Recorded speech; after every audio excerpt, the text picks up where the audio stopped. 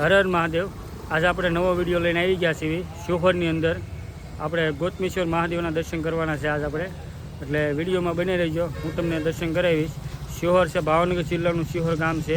અહીંયા પણ તમને વાસણ પણ સ્ટીલના પિત્તળના ને એવા બધા મળે છે અહીંયા, અને પેંડા પણ વખણાય છે। શિહોર છે ને એટલે મિની કાશી કહેવાય શિહોર, કેમ કે અહીંયા નવનાથ કરવામાં આવે છે। અહીંયા નવનાથ અહીંયા બેઠા છે ને એટલે મિની કાશી કહેવામાં આવે અહીંયા। તમે વિડીયોમાં બની રહેજો આગળ। હર હર મહાદેવ।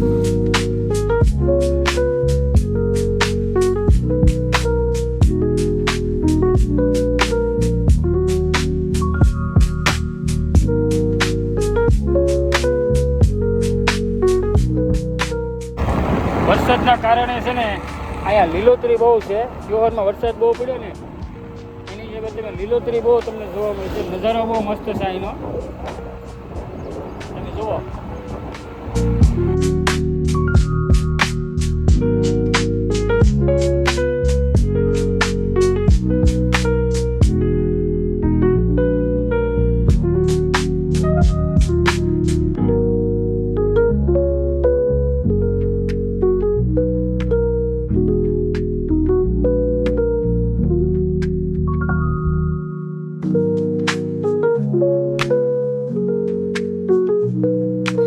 હવે આપણે ગોતમેશ્વર પહોંચી ગયા છીએ।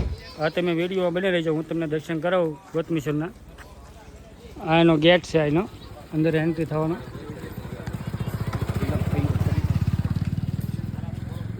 ગોતમેશ્વર મહાદેવ સરોવર છે અહીંયા પણ। આ એનું પાર્કિંગ છે, અહીંયા તમારે ગાડી મૂકીને જવાની અંદર।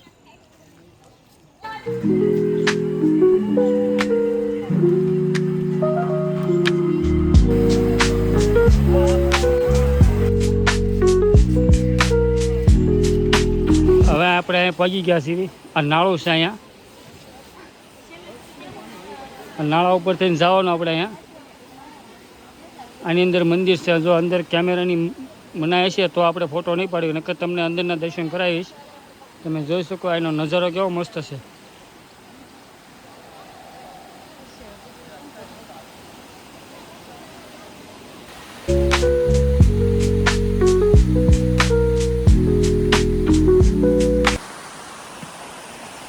બૂટ ચંપલ અહીંયા ઉતારવાના, બહાર ઉતારીને પછી અંદર દર્શન કરવા જવાનું। આ બગીચા છે એના અહીંયા, પાણીનું પરબ પણ છે અહીંયા, બેસવાની જગ્યા છે અહીંયા। જો એ બધા માણસો દર્શન કરી પછી બેસે અહીંયા। અંદર જવા માટેનો રસ્તો છે, જો અહીંથી આપણે અંદર એન્ટ્રી થવાની છે।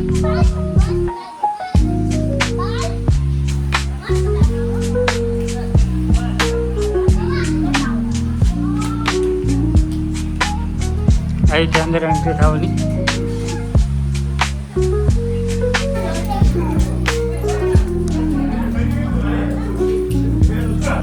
35 થી 40 પગથિયા થઈને ઉપર આવવાનું, પછી તમને દર્શન થાય।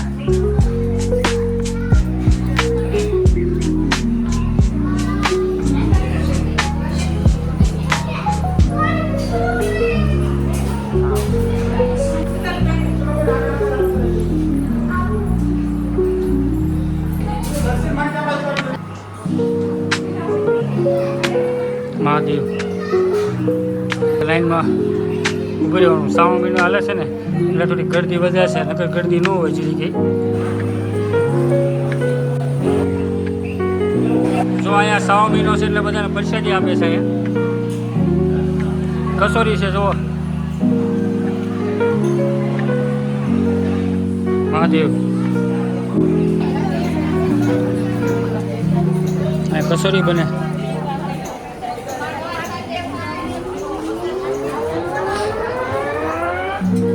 બહાર દર્શન કરીને આપણે આવી ગયા છીએ। અંદર બનાવી હતી તોય આપણે થોડુંક ઉતાર્યું છે સીન।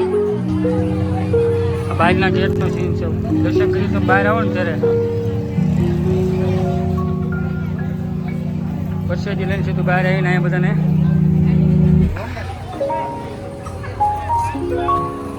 અહીંયા પાર્કિંગ છે, બેસવા માટે જગ્યા બનાવી છે। તમે જો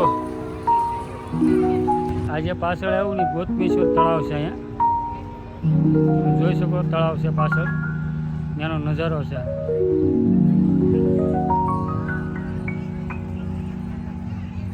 ચોમાસામાં શું છે લીલોતરી બહુ સારી હોય, પાણીનું પરબ પણ છે, હાથ પગ ધોવાય તો. અહીંયા નાની એમથી ગૌશાળા પણ છે. જો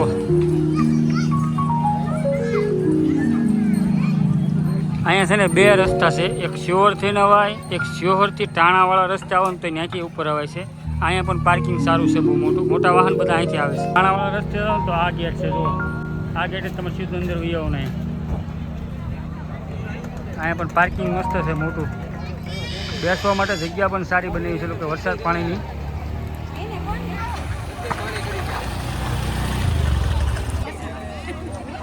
ચલો આપણે હવે દર્શન કરી લીધા છીએ, હવે આપણે ઘર બાજુ જાવી. હવે આપણે દર્શન કરીને બહાર નીકળી ગયા છીએ, કેમ કે વરસાદ બહુ આવી ગયો ને એટલે આપણે કંઈ તળાવે જવાનું નહીં. કહાની એવી છે, એક રાજા અને એક રાણી હતા. એમાં એવું છે રાણીએ છે ને રાજાને શરાબ આપ્યો કે ગમે કાંઈક શરાબ આપ્યો કે ખબર નથી બહુ આપણને કહાનીને, તો જેવી તે ખબર પડી એટલે હું તમને કહું છું. પછી રાજાને શરાબ આપ્યો ને તો રાજા છે ને એ તળાવમાં નાવાઈ ગયો.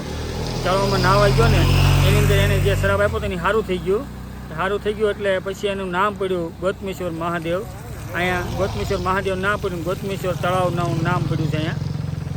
આ એની કહાની હતી. જો તમને વિડીયો સારો લાગ્યો હોય તો ચેનલમાં નવા હો તો સબસ્ક્રાઈબ કરજો અને લાઈક કરજો ભૂલતા નહીં. હર હર મહાદેવ.